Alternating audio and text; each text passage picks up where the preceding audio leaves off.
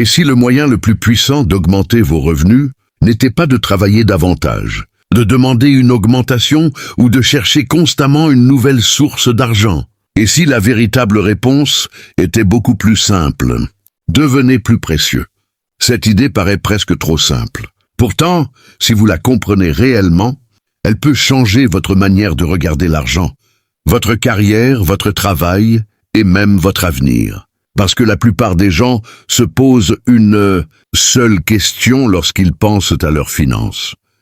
Comment puis-je gagner plus d'argent? Mais une question beaucoup plus importante existe derrière celle-ci. Comment puis-je devenir capable de créer davantage de valeur? Et c'est précisément là que commence une autre manière de penser, la richesse. Vous pouvez passer des années à chercher une meilleure opportunité, ou vous pouvez passer des années à devenir la personne capable de reconnaître, de saisir et de créer de meilleures opportunités. La différence est énorme. Jim Rohn a consacré une grande partie de son enseignement au développement personnel, aux habitudes, à la responsabilité et à l'amélioration de soi. Et appliquée aux finances, cette philosophie mène à une idée particulièrement puissante. Si vous voulez obtenir de meilleurs résultats, vous devez progressivement devenir une personne capable de produire de meilleurs résultats. Cela paraît évident, mais très peu de personnes vivent réellement selon ce principe. La plupart veulent que leur situation financière change sans changer profondément. La manière dont elles pensent, travaillent, apprennent et prennent leurs décisions. Elles veulent davantage, mais elles ne veulent pas nécessairement devenir davantage. Et c'est là que le problème commence. Imaginez deux personnes qui commencent exactement le même jour dans une entreprise.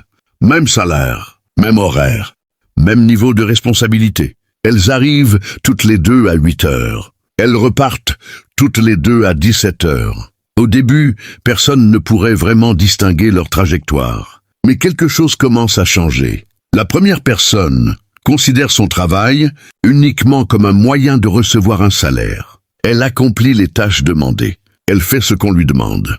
Puis elle rentre chez elle. Le lendemain, elle recommence. La deuxième personne regarde son travail différemment. Elle se demande: comment fonctionne réellement cette entreprise? Pourquoi certains employés progressent-ils plus rapidement? Comment puis-je mieux communiquer? Comment puis-je résoudre les problèmes plus rapidement? De qu'est-ce que les meilleurs de mon domaine savent faire que je ne sais pas encore faire? Elle commence à apprendre. Elle observe. Elle pose des questions. Elle améliore ses compétences. Elle devient meilleure pour communiquer, puis meilleure pour négocier, puis meilleure pour résoudre les problèmes. Au début, presque rien ne change sur son compte bancaire. Et c'est justement là que beaucoup abandonnent. Ils se disent: je fais des efforts, mais je ne gagne toujours pas plus. Pourtant, quelque chose est déjà en train de changer. La personne est en train de changer. Et ce changement précède souvent le résultat visible. Après 1 an, la différence commence à apparaître. Après 3 ans, elle devient plus importante. Après 5 ans, les deux personnes peuvent se retrouver dans des situations complètement différentes. L'une est toujours en train d'exécuter les mêmes tâches. L'autre peut être devenue responsable, spécialiste, entrepreneur, consultante, dirigeante ou experte dans son domaine. Même point de départ, mais pas la même évolution. Pourquoi? Parce que l'une a principalement échangé son temps contre de l'argent. L'autre a utilisé son temps pour développer sa capacité à créer de la valeur. Et cette distinction mérite toute votre attention. Parce que votre temps est limité. Vous ne pouvez pas travailler 24 heures par jour. Vous ne pouvez pas simplement multiplier indéfiniment le nombre d'heures que vous vendez. À un moment donné, vous atteignez une limite. C'est pourquoi l'une des questions les plus importantes de votre vie financière devient: comment puis-je augmenter la valeur de ce que je suis capable de faire? Peut-être que vous êtes salarié, peut-être que vous êtes indépendant, peut-être que vous dirigez une entreprise, peut-être que vous cherchez encore votre voie. Le principe reste valable. Plus vous développez votre capacité à résoudre des problèmes importants, plus vous augmentez potentiellement les possibilités qui s'offrent à vous. Mais attention, cela ne signifie pas que le marché récompense toujours immédiatement les personnes les plus compétentes. La réalité économique est beaucoup plus complexe. Le secteur dans lequel vous travaillez compte. La demande compte. L'expérience compte. Les relations comptent. La localisation compte. Les circonstances comptent. Et parfois, une personne extrêmement compétente peut être moins bien rémunérée qu'une autre pour de nombreuses raisons. Il ne faut donc pas transformer cette idée en promesse simpliste. Ce que vous pouvez contrôler, en revanche, c'est votre capacité à devenir progressivement plus compétent, plus adaptable et plus utile. Et c'est extrêmement important, parce que vous ne contrôlez pas toujours l'économie, vous ne contrôlez pas votre employeur, vous ne contrôlez pas les décisions d'une entreprise, vous ne contrôlez pas les opportunités qui apparaîtront demain. Mais vous pouvez contrôler ce que vous apprenez aujourd'hui. Vous pouvez contrôler vos habitudes. Vous pouvez contrôler votre niveau de préparation. Vous pouvez travailler sur vos compétences. Vous pouvez améliorer votre manière de communiquer. Vous pouvez apprendre à résoudre des problèmes plus complexes. Vous pouvez devenir plus fiable. Vous pouvez devenir plus discipliné. Et ces choses voyagent avec vous. Imaginez que demain votre emploi disparaisse. Votre titre disparaît. Votre bureau disparaît. Votre adresse e-mail professionnelle disparaît. Votre salaire disparaît. Mais vos compétences restent. Votre expérience reste. Votre capacité à communiquer reste. Votre capacité à apprendre reste. Votre réputation peut rester. Votre capacité à résoudre des problèmes reste. Et c'est précisément pour cela que le développement personnel peut devenir une forme d'investissement. Vous ne construisez pas seulement quelque chose pour votre emploi actuel. Vous construisez quelque chose que vous emportez partout. Voici ce qui est fascinant. Nous parlons constamment d'investissement financier. Nous parlons d'actions, d'immobilier, d'entreprise, de placement, d'intérêts composés. Mais avant de pouvoir prendre de bonnes décisions avec votre argent, vous devez développer la personne qui prend ces décisions. Parce que donner davantage d'argent à une personne qui possède de mauvaises habitudes financières ne résout pas nécessairement son problème. Elle peut simplement dépenser davantage. Donner à quelqu'un un revenu 2 fois supérieur, mais laisser ses dépenses augmenter au même rythme, et sa situation financière peut rester fragile. Donner à quelqu'un une entreprise plus importante, sans qu'il ait développé ses compétences de gestion, et ses problèmes peuvent simplement devenir plus importants. Donner à quelqu'un davantage de responsabilités sans améliorer son jugement, et ses erreurs peuvent coûter davantage. C'est pourquoi plus n'est pas toujours la solution. Plus exige souvent plus de capacité, et cela nous amène à une question beaucoup plus profonde. Suis-je en train de développer la capacité nécessaire pour gérer ce que je demande à la vie? Vous voulez gagner davantage. Très bien. Mais êtes-vous en train de devenir capable de gérer davantage? Vous voulez diriger une entreprise. Êtes-vous en train de développer votre leadership? Vous voulez avoir davantage de clients. Êtes-vous en train d'améliorer votre capacité à créer des résultats pour eux? Vous voulez investir. Êtes-vous en train d'apprendre suffisamment pour prendre des décisions raisonnables?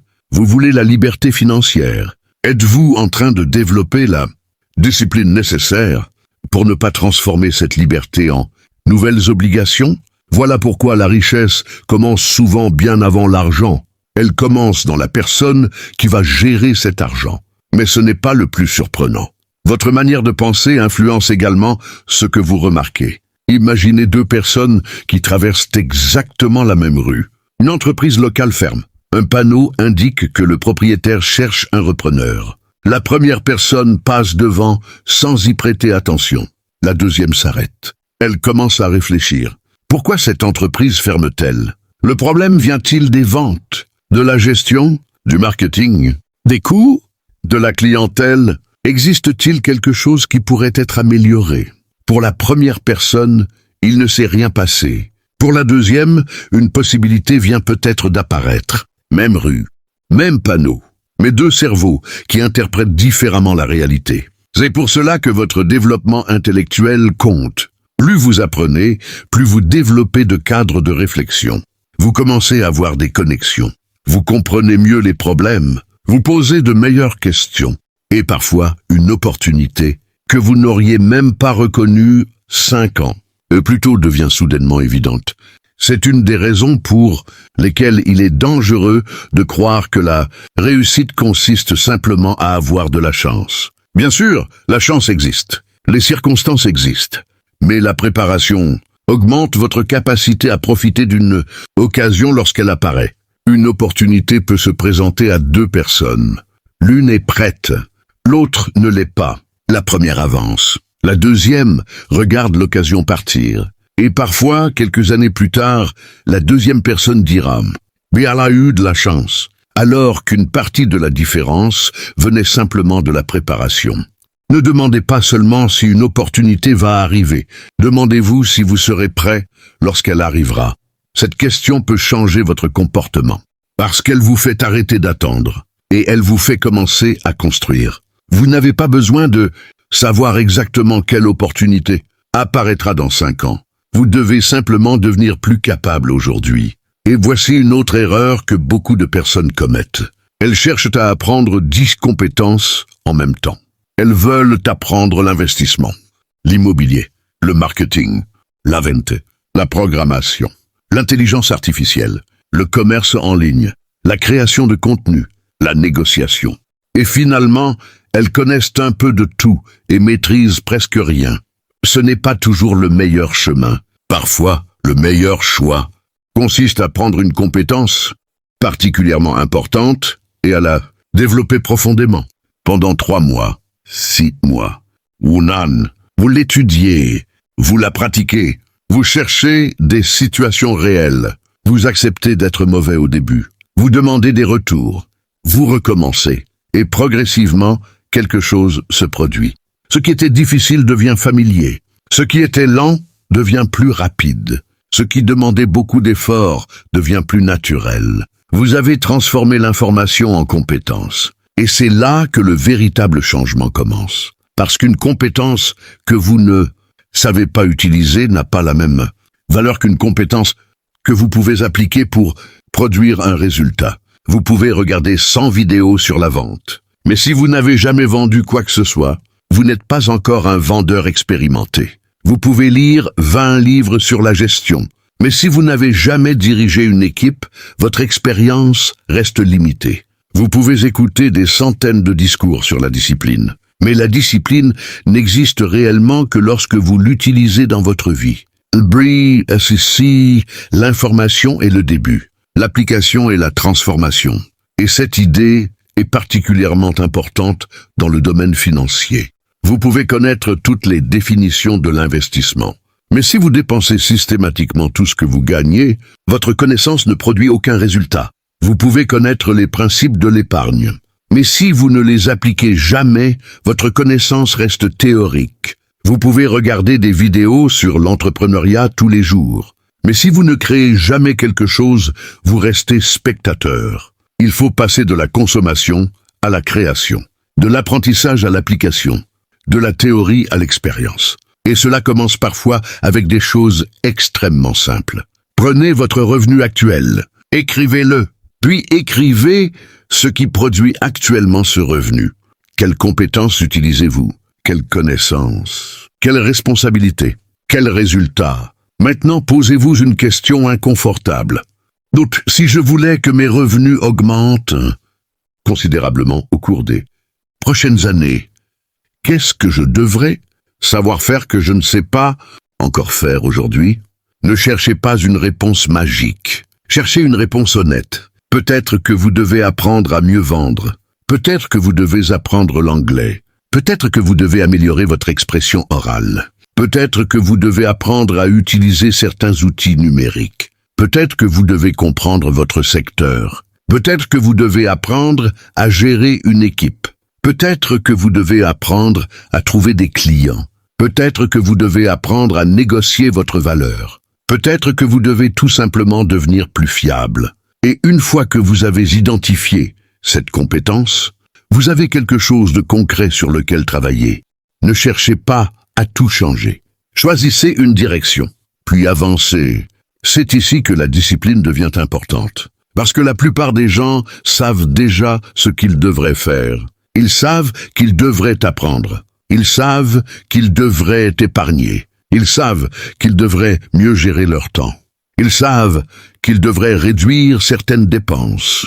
Ils savent qu'ils devraient améliorer leurs compétences. Le problème n'est pas toujours le manque de connaissances. Le problème est souvent l'absence de répétition. Vous savez quoi faire, mais allez-vous le faire lorsque personne ne vous regarde? Allez-vous continuer lorsque les résultats tardent? Allez-vous étudier lorsque vous n'en avez pas envie? Allez-vous travailler sur votre compétence lorsque personne ne vous félicite? C'est là que la différence se crée, parce que la motivation peut vous faire commencer, mais la répétition construit votre niveau. Imaginez une personne qui consacre 30 minutes par jour à une compétence pendant un an.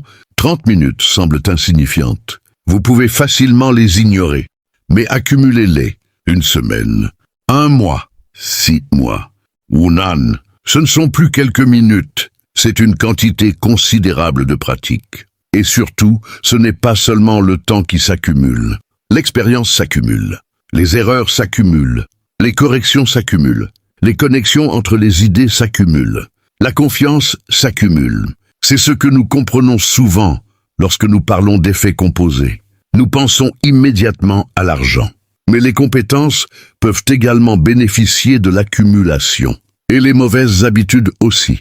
Si vous dépensez un peu plus que nécessaire chaque jour, cela peut sembler insignifiant.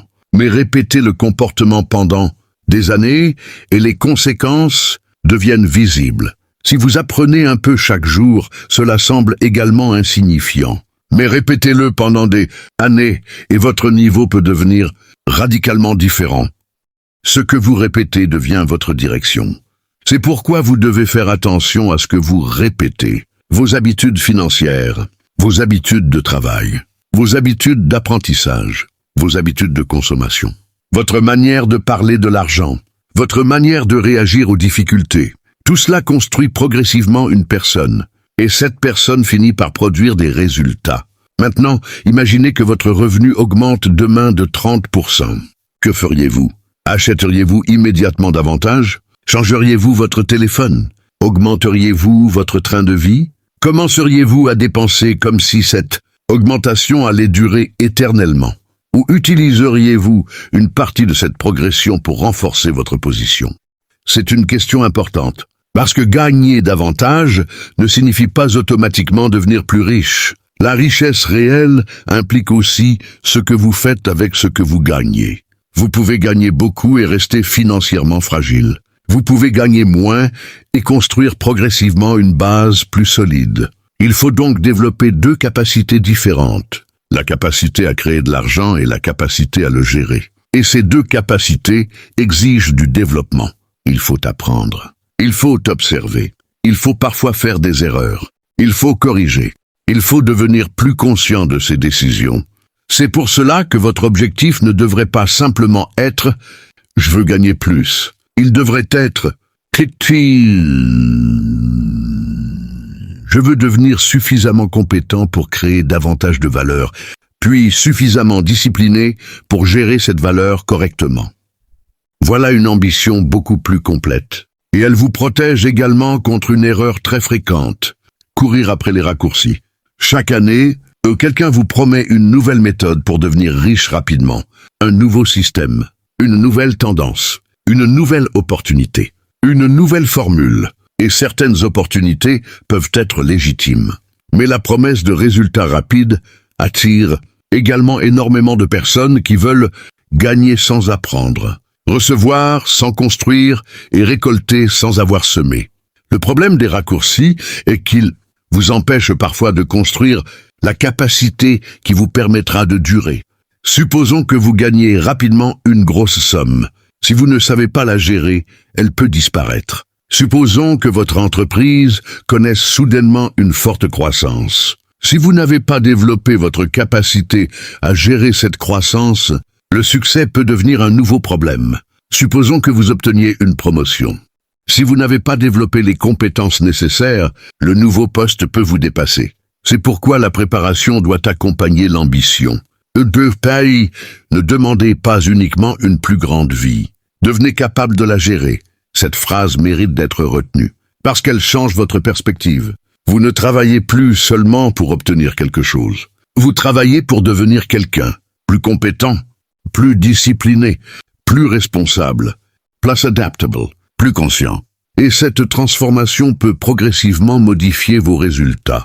Mais il y a encore une idée essentielle. Vous devez arrêter de considérer votre revenu actuel comme votre identité. Si vous gagnez actuellement un certain montant, cela ne signifie pas que vous êtes condamné à gagner ce montant pour toujours. C'est votre situation actuelle, pas nécessairement votre destination. Votre niveau actuel de compétence peut évoluer. Votre énergie aussi. Et ces 4 éléments influencent votre capacité à construire. Voici donc la véritable idée. Ne cherchez pas seulement à augmenter votre revenu. Cherchez à augmenter votre valeur. Parce que lorsque vous devenez plus capable, vous augmentez votre capacité à résoudre des problèmes. Lorsque vous résolvez de meilleurs problèmes, vous pouvez créer davantage de valeur. Lorsque vous créez davantage de valeur, de nouvelles possibilités peuvent apparaître. Et lorsque vos revenus augmentent, votre travail n'est pas terminé. Vous devez apprendre à gérer cette progression. Épargner, investir avec prudence et compréhension. Évitez de transformer chaque augmentation de revenus en augmentation permanente de dépenses. Construire une marge de sécurité. Continuer à apprendre. Parce que le véritable objectif n'est pas simplement d'avoir plus. C'est de devenir plus capable de conserver, développer et utiliser intelligemment ce que vous avez. Et peut-être que c'est là que se trouve la partie la plus profonde de cette philosophie. La richesse n'est pas seulement quelque chose que vous possédez. Elle est aussi liée à la personne que vous êtes devenue pour être capable de la créer et de la gérer. Votre compte bancaire montre un chiffre. Mais derrière ce chiffre se trouve votre comportement, vos habitudes, vos décisions, votre discipline, vos compétences, votre patience, votre capacité à apprendre, votre capacité à retarder une récompense immédiate pour construire quelque chose de plus important. C'est pourquoi le changement financier commence. Parfois à un endroit que vous n'attendiez pas dans votre portefeuille, pas dans votre salaire, pas dans votre compte bancaire. Il commence en vous. Alors, si aujourd'hui vous n'êtes pas satisfait de votre situation financière, ne passez pas votre vie à vous répéter que vous n'avez pas assez. Demandez plutôt « Qu'est-ce que je peux apprendre ? Qu'est-ce que je peux améliorer ? Quelles compétences pourraient augmenter ma valeur ? Quel problème puis-je apprendre à résoudre ? Quelle habitude dois-je abandonner ? Quelle discipline dois-je construire ? Et surtout, quelle personne dois-je devenir pour être capable de créer la vie que je souhaite ? Vous n'avez peut-être pas le contrôle sur tout ce qui vous arrive, mais vous avez une influence considérable sur ce que vous devenez. Et ce que vous devenez influence ce que vous êtes capable de faire. Ce que vous êtes capable de faire influence la valeur que vous pouvez créer. Et la valeur que vous créez influence les possibilités qui peuvent s'ouvrir devant vous. Alors ne passez pas votre vie entière à courir après l'argent. Construisez d'abord la capacité, construisez les compétences, construisez la discipline, construisez la connaissance, construisez le jugement, construisez la réputation. Construisez votre capacité à résoudre des problèmes, parce que votre prochaine augmentation de revenus pourrait ne pas commencer lorsque quelqu'un décidera enfin de vous payer davantage. Elle pourrait commencer beaucoup plus tôt, le jour où vous décidez de devenir suffisamment bon pour que votre valeur ne puisse plus être ignorée. Et lorsque vous aurez compris cela, vous ne regarderez plus votre revenu actuel comme une condamnation. Vous le regarderez comme un point de départ. Vous ne regarderez plus vos faiblesses comme des verdicts. Vous les regarderez comme des compétences à développer. Vous ne regarderez plus les personnes qui réussissent comme des menaces. Vous pourrez les observer, apprendre d'elles et comprendre ce qu'elles ont développé. Et surtout, vous cesserez d'attendre que votre vie change avant de changer vous-même. Vous commencerez à changer maintenant. Parce que l'argent peut être perdu, un emploi peut disparaître. Une entreprise peut échouer, une opportunité peut passer. Mais les compétences que vous avez réellement développées restent avec vous. Et une personne qui sait apprendre, s'adapter, créer de la valeur, résoudre des problèmes et continuer à progresser, possède quelque chose de beaucoup plus puissant qu'un simple revenu. Elle possède une capacité à reconstruire, à recommencer, à s'adapter, à créer de nouvelles possibilités. Alors ne demandez plus seulement « Combien d'argent puis-je gagner ?» Demandez quelle valeur puis-je apprendre à créer?